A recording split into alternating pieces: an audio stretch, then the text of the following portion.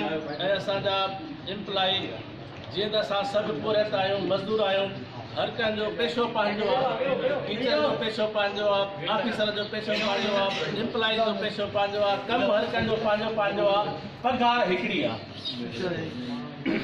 हाणे इंतिहा इहा थी वई आहे त माण्हुनि खे पघारूं न ॾेई ॼाणी वाणी इदारनि में बहिराण पैदा करे, ॼाणी वाणी जी हथ सां शयूं करे ऐं फंड्स वठी करे असांजे पावर्स खे इस्तेमालु करे उहे फंड्स काॾे था वञनि, उनजो बि हिसाब किताब थियणु घुरिजे।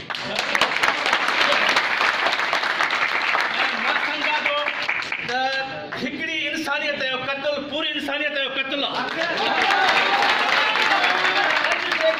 अॼु वाइस चांसलर जेकर तुंहिंजो हिकिड़ो उस्ताद बि पट ते वेठो आहे त पूरी दुनिया जो उस्ताद पट ते वेठो आहे।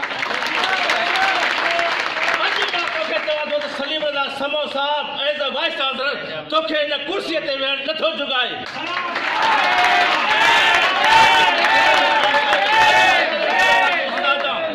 अॼु जेकर तूं टीचर आहे, पंहिंजो पाण खे टीचर थो सम्झे, पंहिंजो पाण खे इदारे जो वाइस चांसलर सम्झे, अची असां मां पट ते वेह त तोखे अहसास थिए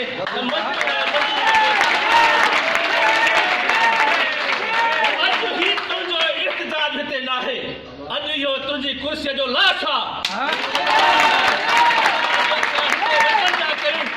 असीं हिते वचन था कयूं, असीं मरण घड़ी ताईं तोसां गॾु हूंदासीं ऐं तोखे घर छॾे पोइ वापसि मज़ाक न सम्झ, तूं हिनखे मस्करी न सम्झ, तूं हिनखे खिली न टारे छॾ। ही वॾो ज़ुल्म आहे, ही ज़ुल्म तोखे कॾहिं बि हज़म न थींदो। मूंखे ख़बर आहे इहे सभु शयूं थींदियूं रहनि, धरना थींदा रहिया आहिनि। जॾहिं हिकिड़ो बि उस्ताद वठी धरणे ते वेंदो आहे, हेठि वेंदो आहे, मिटीअ ते वेंदो आहे त वाइस चांसलर निकिरी अची हुन सां ॻाल्हियूं कंदा आहिनि ऐं पाण बि अची वेहंदा आहिनि। ही मज़ाक आहे। जेके माण्हू लाड़काणे खां अचनि था उन्हनि जो पाणी बंदि कयो थो वञे,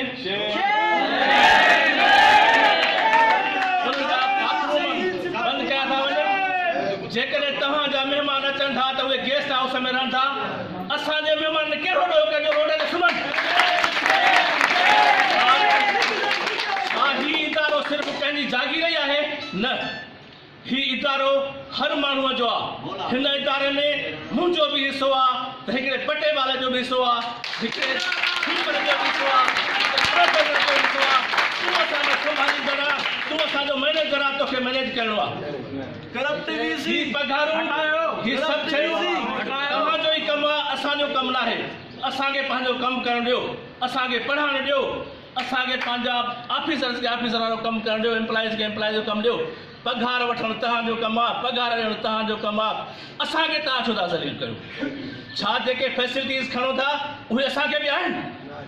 तव्हांखे जेकॾहिं टे गाॾियूं आहिनि, तव्हांखे जेकॾहिं टे बंगला आहिनि, तव्हांखे 100 नौकर आहिनि, इहे सिर्फ़ु इन जे लाइ त तव्हां हिन मज़लूमनि खे, हिन मासूमनि खे अॻो वधंदे कयो ऐं तव्हां इन जे लाइ, तव्हांखे इन जे लाइ न त तव्हां अयाशू कयो ऐं माण्हुनि खे